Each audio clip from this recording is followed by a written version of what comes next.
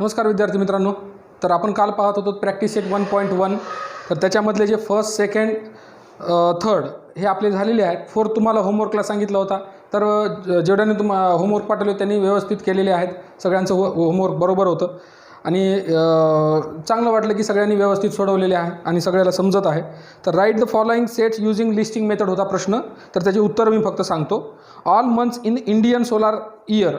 तर Indian solar year कोणकोणते होते? तर चैत्र, वैशाख, ज्येष्ठ, आषाढ, श्रावण, भाद्रपद, आश्विन, कार्तिक, पौष, माघ, फाल्गुन जे काही होते तेवढे आपल्याला लिहायचे होते लिस्टिंग मेथडमध्ये. कॉमा द्यायचा आणि कर्ली ब्रॅकेट आणि त्या सेटला कॅपिटल लेटरनं दाखवायचं. नंतर होता letters in the word complement. कॉम्प्लिमेंटमधले तुम्हाला लेटर्स लिहायचे होते. तर त्याच्यामध्ये सेटचं एक कॅपिटल लेटरमध्ये लिहिलं, कर्ली ब्रॅकेटमध्ये इज इक्वल टू लिहून कर्ली ब्रॅकेटमध्ये COMPL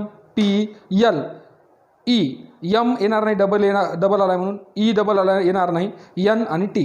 तर हे होतील तुमचे लिस्टिंग मेथडमध्ये त्यांचे एलिमेंट. नंतर आता थर्ड जो क्वेश्चन होता तो होता set of human sensory organ. तर त्याचे जे ह्युमन सेन्सरी ऑर्गन कोणते होतील? नोज, इयर्स, टंग, स्किन. तर हे जे होते तुमचे सेन्सरी ऑर्गन होते.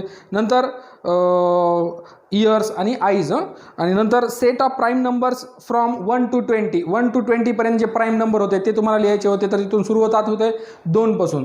तर 2, 3, 5, 7, 11, 13, 17 आणि 19. तर हे होतील तुमचे elements. Name of continents of the world. वर्ल्डचे कॉन्टिनेंट्स म्हणजे काय? खंड तुम्हाला लिहायचे होते. Asia, Africa, Europe, Australia, South America, North America. हे जे काही होते तुम्हाला ते लिहायचे होते. आता जो फिफ्थ क्वेश्चन आहे तो आता आपण पाहूया. Write the following sets using rule method. Rule मेथडनं आपल्याला लिहायचं आहे. तुम्हाला लिस्टिंग मेथडमध्ये दिलेले आहेत, तुम्हाला रूल मेथडमध्ये लिहायचं आहे. काय काय नाही बघूया. आता याच्यामध्ये तर तुम्हाला रूल मेथड म्हणजे काय म्हणतात त्याला, की आपल्याला पहिल्यांदा तर सेटचं जे नाव तुम्हाला दिलेलं आहे ते लिहायचं. इज इक्वल्स टू व्हेरिएबल वापरायचं आहे. कर्ली ब्रॅकेटमध्ये व्हेरिएबल कोणतंही वापरायचं. एक्स, वाय पण स्मॉल लेटरमध्ये. सच दॅट व्हर्टिकल लाईननं दाखवायचं आणि एक्स काय डिनोट करते त्याची प्रॉपर्टी लिहायची आहे. ओके. तर आपण एकेकाने सॉल्व करून घेऊया. फिफ्थ एक्झाम्पल आहे. फिफ्थ एक्झाम्पल काय आहे? Right the following sets. Right the following sets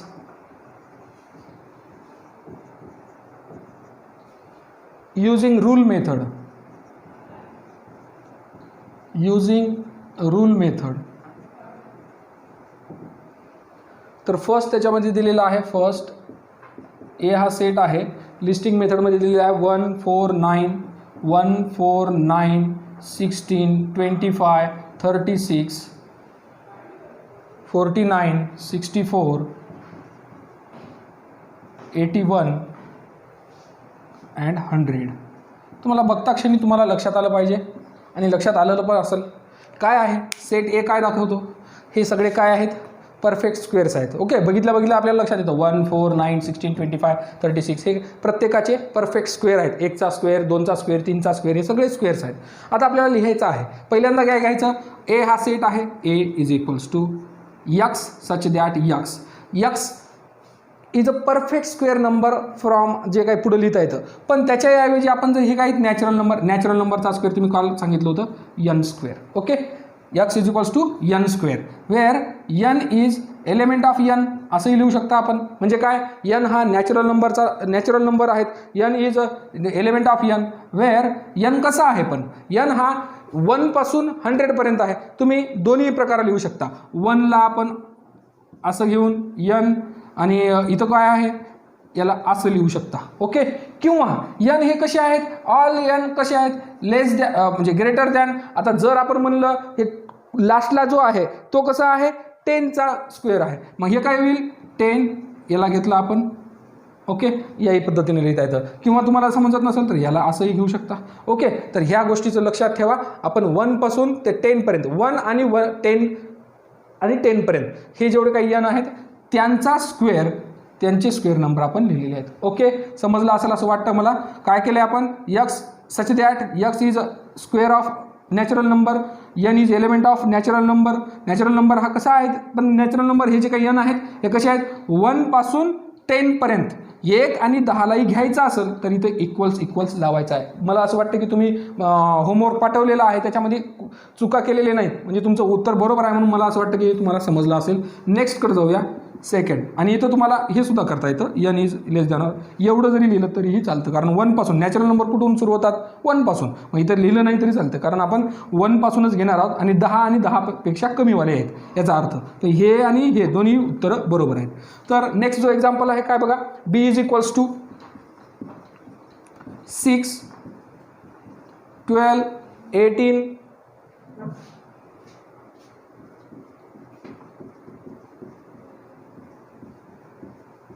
बघितल्या आपल्याला लक्षात यावं नेमकं काय आहे. तर हे 6 12 18 24 30 हे कसं वाढायलेत बघा बरं. 6 6 6 12 12 6 18 म्हणजेच काय मल्टिपल आहेत. 6 1 6 6 2 12 6 3 18 6 4 24 6 5 30 6 6 36 6 45 6 8 48. तर हे काय आहेत मल्टिपल्स आहेत. आता कालपर्यंत मी तुम्हाला सांगितलं होतं की मल्टिपल्स कसे लिहायचे. आता समजा x x such that x is multiple of 6 असं लिहिलं तरी चालते. समजणं गेलं असं लिहा. पण आणखी एक रूल सांगतो मी. काय करायचं, जेव्हा तुम्हाला जो कोणताही मल्टिपल दिला की यक्स इज इक्वल्स टू काय लिहायचं. आता हा कशाचा पाडा आहे 6चा, म्हणून 6n लिहायचं. म्हणजे 6ला 1 न गुणलं, 6ला 2 न गुणलं, 6ला 3 न गुणलं, 6ला 4 न गुणलं, असं करत करत चालू आपण. म्हणजे याला आपण असंही लिहू शकतो किंवा यक्स इज मल्टिपल ऑफ 6 म्हणलं तरी चालतं. लक्षात ठेवा मल्टिपल ऑफ 6 म्हणलं की 6चा पाडा, मल्टिपल ऑफ 5 म्हणलं की 5चा पाडा. ओके, तर आपण ह्याला असंही लिहू शकतो. आणि यक्स इज मल्टिपल ऑफ 6 या प्रकारचं उदाहरण घेतलेलं आहे, म्हणून आपण वेगळं काहीतरी आपण म्हणूया x is equals to 6n. कशामुळं, तर ही एक प्रॉपर्टी होते 6 × n. आता nच्या बाबतीत आपल्याला सांगायचं आहे n हा कसा आहे, तर n हा एलिमेंट आहे nचा, एलिमेंट ऑफ नॅचरल नंबर. हे n म्हणजे कोण नॅचरल नंबर, आणि हे n म्हणजे काय आपण जे काय घेणार आहोत ते n. ते n कुठपर्यंत आहेत, हा जो n आहे लेस दॅन. आता बघा बरं 6 8 48 एक जर आपल्याला 8 जर घ्यायचा असेल तर 6 8 48 वाला घ्यायला म्हणून याला इक्वल्स लावायचं. जर आपल्याला घ्यायचं नसेल म्हणजे याला इथं आपल्याला 9 लिहिता येतं. ओके, तर या सिम्बॉलकडे लक्षात ठेवा. तुम्हाला उत्तरं तुम्ही बरोबर लिहिलेली आहेत, मला असं वाटतं की हे समजलं असेल. बघा याला जर इक्वल्स लिहिला तर इथं जो कोणी घेतला आपण लास्टला त्याच्याबद्दल लिहावं लागेल. हे कोण आहे 6 8 48 म्हणजे 8 ना आपण मल्टिप्लाय केलेलं आहे. याला जर घ्यायचं असेल तर 8 लावा, जर याला घ्यायचं नसेल तर 9. आता हे 9 पेक्षा सगळे लहानवाले कोण आहेत, 1 2 3 4 5 6 7 8 एवढे काय होतील 9च्या पेक्षा लहान. आता 1 ला घेतलं काय नाही घेतलं काय तुमच्या मनावर. जर समजा कोणाला असं वाटलं की 1 घ्यायचं आहे तर आपण काय करायचं इक्वल्स टू 1 म्हणजे 1 ला घेतला 1 इन्क्लूड झाला n सोबत आणि 9 पेक्षा लहानवाले. जर कोणाला असं वाटलं की 8 घ्यायचा आहे तर पहिल्यांदा इक्वल्स लावा, इथं 8 घ्या. म्हणजे कोणत्याही रूलनं आपल्याला हे बसायला पाहिजे, आपल्याला जे काही एलिमेंट दिलेले आहेत ते. तर आपण नुसतं n इज लेस दॅन 9 असं लिहिलं तरी चालतं. ओके, थर्डमध्ये बघूया. आता थर्डमध्ये काय दिलं, C हा असा सेट आहे, C is equals to SMILE. आता मला सांगा हे जे वर्ड आहे ह्या लेटरपासून एक वर्ड तयार होतो, SMILE स्माईल होतं. तर आता आपल्याला काय लिहायचं आहे, C is equals to x x such that y such that. Okay, y such that. आपण यक्स घेतले वाय घेतलं तरी चालतं. Y is a letter. हे काय आहेत लेटर आहेत, मग एकच लेटर. इथं काय वापरायचं सिंग्युलर फॉर्म. एलिमेंट जरी एवढे मोठे असले तरी आपण त्या एका एलिमेंटविषयी बोलायलो. आपण इथं सुद्धा इथं मल्टिपल ऑफ 6 आपण असं लिहायचं आहे. तर y is a letter in the world.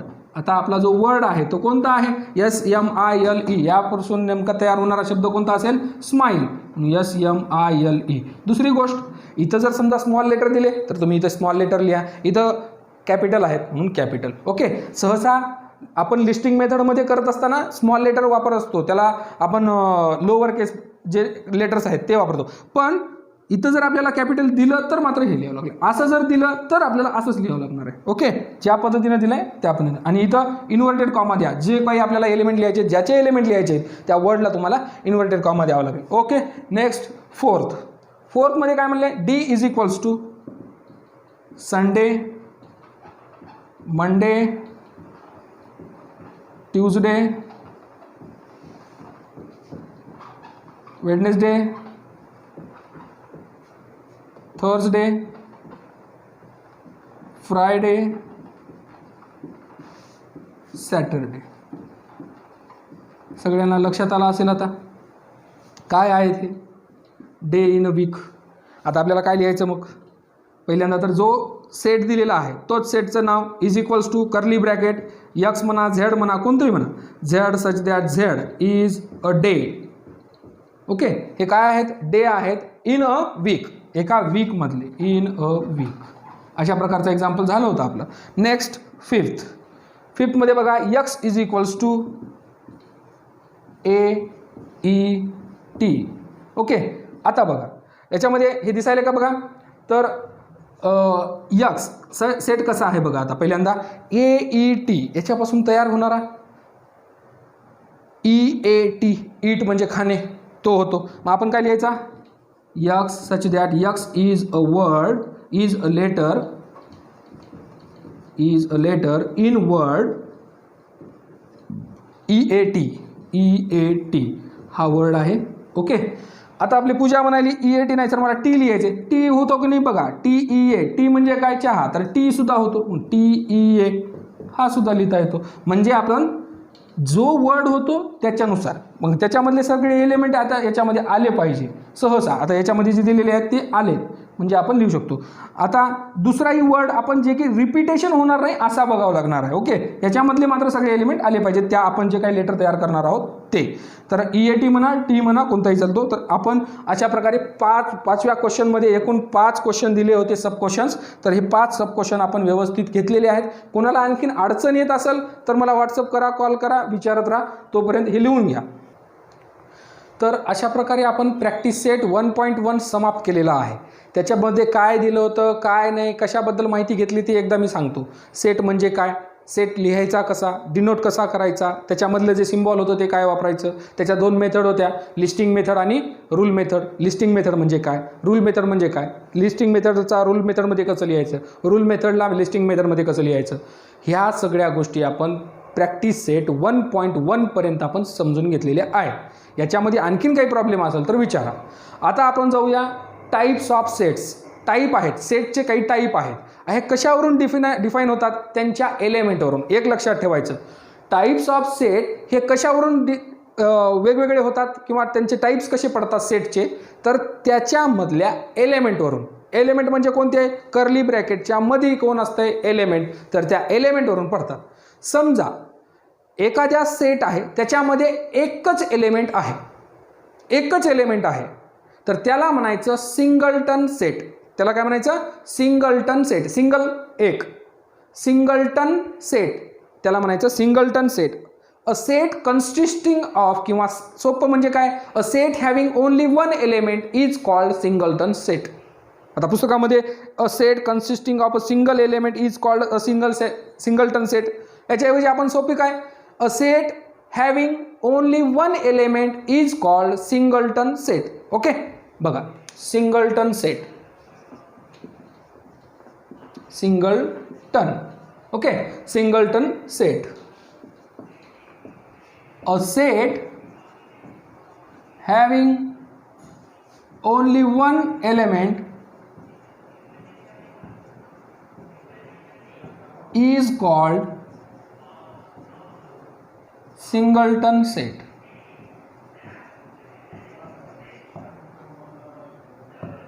Math कसा विषय आहे? अंडरस्टँडिंग सब्जेक्ट आहे. आपल्याला कशा प्रकारे समजतं त्याच्यावर आहे. आता तुम्हाला ही डेफिनेशन विचारतील किंवा रिकामी जाग्या डेफिनेशन तर विचारणार नाही, थेरॉटिकल भाग नसतो, आपल्याला सॉल्व करायचे असते. मेथड कोणती आहे, काय नाही, सॉल्व कसं करायचं ते बघायचे.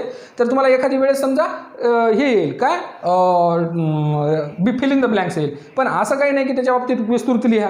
आपल्याला फक्त समजलं पाहिजे नेमकं काय म्हणायचं. अ set having only one element is called singleton set. आता आपण याचं एक्झाम्पल घेऊया. Even prime number, a set of even prime number. आता इवन प्राईम नंबर तुम्हाला सगळ्यांना माहिती आहे, फक्त आणि फक्त तो 2 आहे. मग आपण म्हणूया अ set of even prime number, even prime नंबरचा सेट. तर याचा जर आपल्याला सेट करायचा असेल तर काय होईल? A is equals to 2. आता ह्या सेटमध्ये एलिमेंट किती आहे? फक्त आणि फक्त एकच आहे. त्याच्यावरून काय म्हणायचं? Singleton set. आता याच्यानंतरचा जो आहे empty set or null set. Empty set, याला दुसरं नाव आहे नल सेट. नल म्हणजे काहीच नाही. एम्प्टी म्हणजे रिकामा, ज्याच्यामध्ये एकही एलिमेंट नसतो त्याला म्हणायचं एम्प्टी ऑर नल सेट. बघा, एम्प्टी सेट म्हणजे काय? रिकामा म्हणजे काय? त्याच्यात काहीच नाही. किंवा नल सेट म्हणजे काहीच नाही, झिरो सुद्धा नाही. नल म्हणजे काहीच नाही. ओके, आता समजा असं जर केलं ना, तिथं झिरो लिहिलं तर हा सिंगलटन सेट होईल. ओके, इथं काहीच नाही याचा अर्थ empty or null set. Okay, मग याला काय म्हणायचं? If there is not a single element in the set which satisfies the given condition is called null set or empty set. असं सेट की ज्याच्यामध्ये एकही एलिमेंट नाही आणि तो दिलेली कंडिशन फुलफिल करतो किंवा सॅटिस्फाय करतो त्याला म्हणायचं empty set or null set. If there is no element in the set which satisfies given condition. असा सेट की ज्याच्यामध्ये एकही एलिमेंट नाही पण तो कसा सॅटिस्फाय करतो given condition is called null set और एम्प्टी सेट. ओके, एवढी तर गोष्ट तुम्हाला लक्षात आलेली आहे. आता दुसरी गोष्ट काय लक्षात ठेवायचं? Null set is represented by. आता इट इज रिप्रेझेंटेड बाय, याला रिप्रेझेंट कसं करायचं? It is represented by this sign. याचा अर्थ काय? या कर्ली ब्रॅकेटच्या मध्ये एकही एलिमेंट, कोणताच एलिमेंट नाही. तुम्ही म्हणसाल झिरो हा एलिमेंट आहे, मग इथं झिरो सुद्धा नाही, कोणताच एलिमेंट नाही, याला म्हणायचं नल सेट. याला दुसरं सुद्धा म्हणतात असं सिम्बॉल, याला म्हणायचं फी. PH आहे, फी म्हणजे काय? त्याला empty set or null set. आता याचं एक्झाम्पल जर म्हणलं, असं जर म्हणलं B is equals to x such that x is a natural number between 2 and 3. Between 2 and 3. मी काय म्हणालो या सेटमध्ये? x हा असा नॅचरल नंबर, नॅचरल म्हणालो. नॅचरल म्हणजे काय? नैसर्गिक संख्या. नॅचरल नंबर आहे की जो 2 आणि 3च्या मध्ये, 2 आणि 3च्या मध्ये नॅचरल नंबर आहे का? नाही. जर समजा इथं Q म्हणलं किंवा रॅशनल नंबर म्हणलं मग तर येईल, पण 2 आणि 3च्या मधला नॅचरल नंबर कोणता आहे का? नाही. मग याचं उत्तर काय होईल? B is equals to null set, empty set. यालाच आपण असंही लिहू शकतो, B is equals to 5. Okay, चलतं. नेक्स्ट आपण घेऊया एम्प्टी सेट और नल सेट. त्याच्यानंतर आहे फायनाइट सेट. Finite set. आता फायनाइट म्हणजे काय? मर्यादित. म्हणजे सेट आहे, त्याचे एलिमेंट मर्यादित आहेत, आपण सांगू शकतो लिमिटेड आहेत. ओके, असा सेट की ज्या सेटमध्ये त्याचे जे एलिमेंट आहेत लिमिटेड आहेत, काउंटेबल आहेत, आपण मोजू शकतो, लिहू शकतो सगळे एलिमेंट, तर त्याला म्हणायचं finite set. Okay, if a set is a null set. आता आपण बघा बरं, नल सेटमध्ये काहीच नाही, हे सुद्धा आपण फायनाइट सेटच असतं, कारण आपण याच्यात मोजू शकतो काय? काहीच नाही, हे मोजू शकतो. म्हणून नल सेट असला तरी त्याला फायनाइट सेट म्हणायचं. Okay, if a set is a null set और number of elements are limited और countable is called finite set. Okay, कशाला म्हणायचं? जर फायनाइट सेट म्हणजे काय? एखादा नल सेट असला किंवा एम्प्टी सेट असला तरी त्याला फायनाइट सेट म्हणायचं. If a set is null set और the elements in the set are limited and countable is called finite set. मराठीतून सांगतो बघा, असा सेट की ज्याच्यामध्ये, म्हणजे असा सेट की जो एम्प्टी सेट आहे किंवा नल सेट आहे तो, आणि जर एखाद्या सेटमधले जे एलिमेंट्स आहेत हे लिमिटेड किंवा काउंटेबल असतील तर त्याला म्हणायचं फायनाइट सेट. ओके, बघूया. If a set is a null set or an elements in the set are limited and countable. जर मोजता येणारे इतके असतील, एलिमेंट काउंटेबल किंवा लिमिटेड असतील, is called finite set. Finite set आपण सांगू शकतो. आता समजा कोणतं उदाहरण घेऊया. P is a number from 1 to 22. आता जर मी म्हणलं ए हा सेट असा आहे, P such that P is a natural number from 1 to 20 which is divisible bye 4.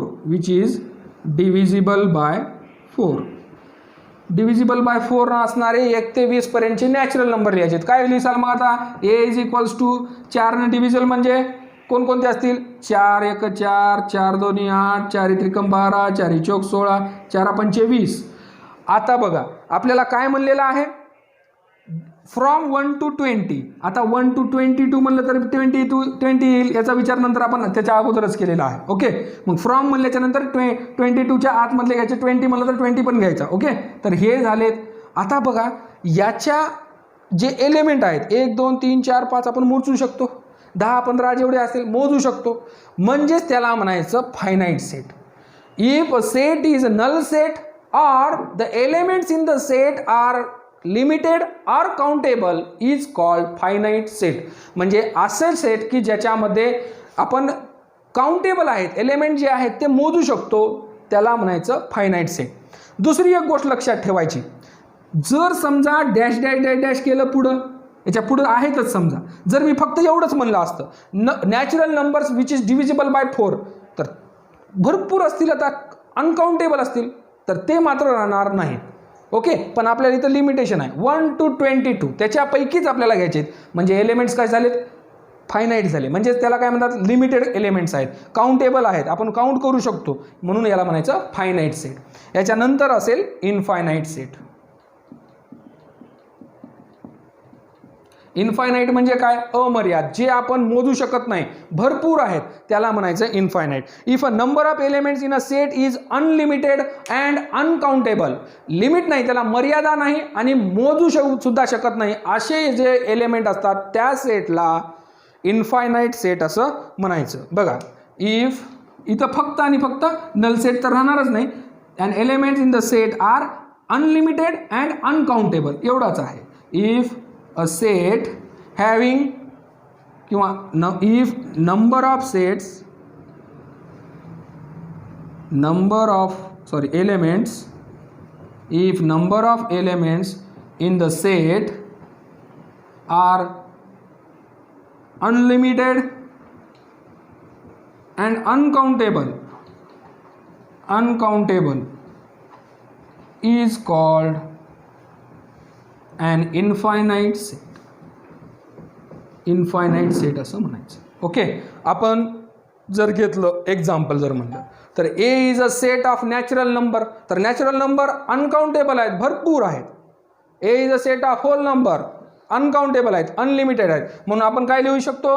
n is equals to 1 2 3 4 dash dash dash so on. म्हणजे हे काय आहेत नॅचरल नंबर. दुसरं क्यू रॅशनल नंबर, क्यूचा सेट दाखवला, रॅशनल नंबर अनलिमिटेड आहेत. Real number ते सुद्धा अनलिमिटेड आहेत, म्हणजे तो सेट कोणता होतो इनफायनाईट सेट होतो. ओके. दुसरी एक गोष्ट लक्षात ठेवा. कोणकोणते सेट मी तुम्हाला सांगितलं. नॅचरलसाठी n, होल नंबरसाठी w, नंतर integers i, q rational number आणि r रिअल नंबर. तर हे सगळ्याला सगळे सेट कसे आहेत इनफायनाईट सेट आहेत. आता दुसरी एक गोष्ट लक्षात ठेवा. जेव्हा लास्टला डॅश डॅश डॅश डॅश असते त्याला म्हणायचं इनफायनाईट. जिथं पूर्णविराम किंवा संपते ते झालं फायनाईट. ओके. जेवढे एलिमेंट आपण मोजू शकतो ज्या सेटमध्ये ते असतील फायनाईट. जे मोजू शकत नाही अनलिमिटेड आहेत, पुढं वाढतच आहेत, तर त्याला म्हणायचं इनफायनाईट सेट. तर हे झाले आपले names of types of set. त्याच्यामध्ये singleton set, empty set or null set, finite set आणि इनफायनाईट सेट, हे 4 प्रकारचे सेट होतात. काय काय माहिती काय नाही सांगितलेली आहे, व्यवस्थित लिहून घ्या. तर आता बघा आपण बघितले टाइप्स ऑफ सेट, त्याच्यामधले जे काही 4 प्रकार होते, 4 टाइप्स, त्याच्यामधले आपण सर्व काय आहे काय नाही बघितलं. त्याच्यावर आधारित आता एक क्वेश्चन बघूया. काय म्हणलं आहे. Right the following sets using listing method. तुम्हाला खाली जे तुम्हाला दिलेलं आहे, आता हे कोणता मेथडनं लिहिलेलं आहे सेट. रूल मेथडनं किंवा सेट बिल्डर फॉर्म. लिस्टिंग मेथडमध्ये तुम्हाला पहिल्यांदा याला कन्वर्ट करायचं आहे. लिस्टिंग मेथडमध्ये कन्वर्ट करायचं कसं काय करायचं ते आपल्याला माहीत आहे. And classify into finite or infinite set. मग आपल्याला नंतर क्लासिफाय करायची की फायनाईट आहे का इनफायनाईट आहे. मग आता त्याच्या कशाच्यावरून त्यांच्या एलिमेंट्सवरून लक्षात घ्यायचं आहे की ते फायनाईट आहे का इनफायनाईट आहे. आता बघा पहिल्यांदा ए इज इक्वल्स टू याला लिस्टिंग मेथडमध्ये लिहायचं आहे. X is a element of natural number, N म्हणजे natural number, and x is an odd number. X कसा आहे ऑड नंबर आहे. आता ऑड नंबर कोणकोणते आहे 1 3 5 7 9 11 दोन दोनच्या फरकानं वाढतच चाललेत. कुठं आपल्याला म्हणलंय का असं की इथून इथपर्यंत लेस दॅन ग्रेटर दॅन असं काही म्हणले का नाही, हे वाढतच राहणार आहेत. मग मला सांगा एलिमेंट्स किती आहेत अनलिमिटेड आहेत इनफायनाईट आहेत म्हणून हे कोणता सेट आहे this is an infinite set. हे आपण क्लासिफिकेशन केलेलं आहे. पहिल्यांदा काय म्हणलं using listing method and classify into finite or infinite. Listing मेथडमध्ये लिहिलं आणि फायनाईट आहे का इनफायनाईट आपण सांगितलं. नेक्स्ट एक्झाम्पल बघा सेकंडमध्ये काय दिलंय B is a set of all x such that x is element of n means natural number and 3x minus 1 is equals to 0. आता थोडंसं लक्ष द्या काय म्हणाले याच्यामध्ये बी हा असा सेट आहे की तो नॅचरल नंबरचा आहे x हा एलिमेंट आणि त्याचं 3x minus 1 is equals to 0. जेव्हा तुम्हाला आता इथं काय होय अल्जेब्रिक एक्सप्रेशन आहे किंवा याला आपण म्हणू 3x minus 1 is equals to 0. याला आपण पहिल्यांदा सॉल्व करून घेऊया आणि x ची व्हॅल्यू काढूया. ओके अगोदर x ची व्हॅल्यू काढून घेऊया. 3x minus 1 is equals to 0. मग 3x हा -1 तिकडे जाऊन काय होईल 0 + 1 मग x is equals to काय होईल 1/3. x ची व्हॅल्यू काय आली बरोबर x is equals to 1/3 आलेला आहे. x is a element of natural number म्हणाले. आता मला सांगा हा नॅचरल नंबर आहे का नाही हा कोणता आहे q असेल. इथं जर समजा q दिले असेल तर आपण 1/3 बरोबर आहे तो एलिमेंट लिहिला असता. पण हा नॅचरल नंबर आहे हा नॅचरल नंबर आहे का मग नाही. मग याचं उत्तर काय होईल b इज इक्वल्स टू याचं उत्तर काहीच मिळत नाही. म्हणजे हा कोणता सेट असेल null set or empty set. आपल्याला इथं म्हणलंय का null set or empty set आहे क्लासिफिकेशन नाही. पण नल सेट किंवा एम्प्टी सेट हा कोण असतो फायनाईट असतो का इनफायनाईट फायनाईट. ओके डेफिनेशन मध्ये सांगितलं होतं if a set is finite or the number elements in the set are finite or limited or countable it is called finite set. Definition बघा त्याच्यामध्ये दिलेलं आहे. मग हा कोणता सेट आहे मग नल सेट म्हणायचं नाही आता इथं म्हणायचं finite set. This is finite set. Okay तर अशा प्रकारे आपण 2 एक्झाम्पल घेतलेले आहेत लिहून घ्या. तर विद्यार्थी मित्रांनो नेक्स्ट एक्झाम्पल थर्ड आणि फोर्थ आपण पाहूया. आता थर्ड एक्झाम्पलमध्ये काय विचारलं बघा C is equals to x C is a set of all x such that x is an element of n. Read कसं करायचं काय नाही आपण अगोदर बघितलेलं. C is a set of all x such that x is an element of n and x is divisible by 7. X is divisible by 7 multiple of 7 divisible by 7 पाडा 7चा. Okay पहिल्यांदा काय लिहायचं C is equals to element लिहायचे आपल्याला n आहे natural number आहे x is divisible by 7 7 न डिव्हिजिबल असणाऱ्या संख्या नॅचरल नंबर कोणत्या 7 7 1 7 7 2 14 7 3 21 7 4 28 असं किती आहेत आपल्याला कुठं म्हणलं काय कुठून कुठपर्यंत काहीच नाही अनलिमिटेड आहे म्हणजे हे संपणारं नाही. म्हणजे हे कशा असतील set infinite set. This is an infinite set. Okay आता जाऊया आपण फोर्थ एक्झाम्पल कर. फोर्थ एक्झाम्पल काय म्हणाले बघा बरं E is a set of all x such that x is element of integers. Okay I means integers x square is equals to 100. तर आपण काल बघितलं होतं असं जर दिलेलं असेल x square is equal to 100 तर एक -10 आणि +10 याचे स्क्वेअर रूट असतील ते एलिमेंट असतील. ओके एक्स स्क्वेअर दिलाय एक्स काय असेल मग 10 और -10. पण जर आपण बघितलं इथं जर नॅचरल n असता नंबर तर फक्त आणि फक्त 10 घेतला असता आणि तो असता सिंगलटन सेट. ओके मग इथं आय असल्यामुळे आपण दोन्ही घ्यायलो. ओके आता बघा E is equals to x असा आहे तर x square is equal to 100 तर एक्स इज इक्वल्स टू 10 -10 हे 2 एलिमेंट झाले. दुसरे कोणते एलिमेंट होतील का होणार नाहीत. मग काय असेल finite or infinite. This is finite set. Okay तर हे झाले 2. आता सॉल्ड एक्झाम्पलमधला 4th आणि 6th जो आहे मी आता 4th मी 5th वाला 4th मध्ये घेतला आहे. 4th आणि 5th वाला व्यवस्थित उद्याला आणखीन सांगतो. आता एवढे जे काही झालेलं आहे ते बघा बरं काय काय झालं. प्रॅक्टिस सेट 1.1 मधला जो 5th क्वेश्चन होता तो झाला. नंतर टाईप्स ऑफ सेट, त्याच्यामध्ये सिंगलटन सेट, एम्प्टी सेट और नल सेट, तिसरी आहे फायनाईट सेट आणि चौथी आहे इनफायनाईट सेट. त्याचं डिस्क्रिप्शन व्यवस्थित टेबलमध्ये लिहिलेलं आहे. तर तुम्हाला तो टेबल काढायचा आहे. टेबल काढून नंतर हे जे एक्झाम्पल दिले होते ते आणि 5वा एक्झाम्पल मी जे 5वा क्वेश्चन जे सब क्वेश्चन त्याच्यामध्ये 4-5 होते ते व्यवस्थित सॉल्व, म्हणजे जेवढं काय आहे ते व्हिडिओमध्ये दिलेलं सगळं वहीवर लिहून घ्या आणि ते मला पाठवा. त्याच्यासोबतच आता मी एक तुम्हाला होमवर्क देतो. ओके, हाच क्वेश्चन राहील तुम्हाला होमवर्कला देणार आहे काही बघ, आणि तुम्हाला ठरवायचं आहे. अशाच प्रकारे क्वेश्चन काय राहणार आहे तोच, right the following sets using listing method and classify into finite or infinite set. First घ्या. फर्स्ट असेल तुमचा होमवर्क. आता होमवर्क असेल first, A is a set of all x such that x is an element of N. आणि हा कसा असेल, x is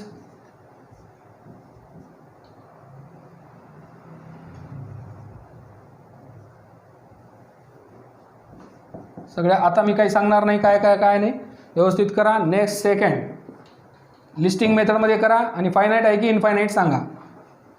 a is equals to x such that x is element of integers -5 less x, व्यवस्थित लिहा. Third, B is equals to x such that y such that y is element of y is a perfect y is equals to n square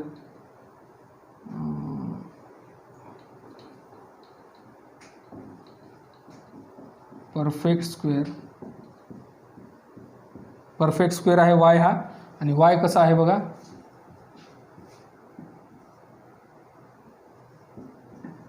okay. y is a perfect square, y ची value इथं असेल. तर हे तुम्हाला 3 आहेत example तुम्हाला होमवर्कला. पहिल्यांदा listing मेथडमध्ये लिहा आणि त्याला क्लासिफाय करा फायनाईट और इनफायनाईट. तर ह्या गोष्टी सगळ्या सॉल्व करा आणि सेंड करा. Till then thank you.